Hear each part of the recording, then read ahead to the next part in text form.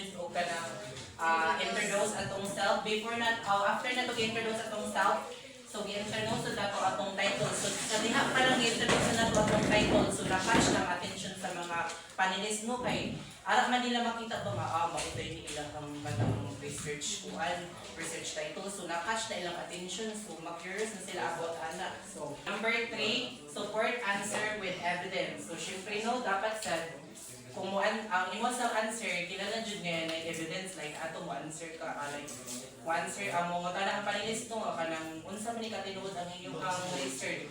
So mo ana ka according to Republic Act no, so naa jud may evidence sa inyong answer kay kanang according naman mo. So based on fact jud siya naka evidence siya.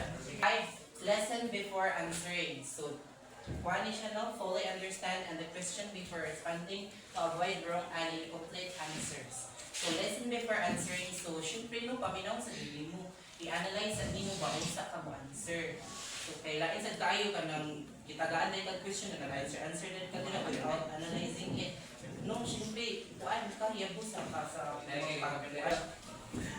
In your own understanding, what is the differences between the process and techniques? So kung mayroon tag process, unsa man ni siya, tas ang techniques, unsa man sad ni siya. Sige.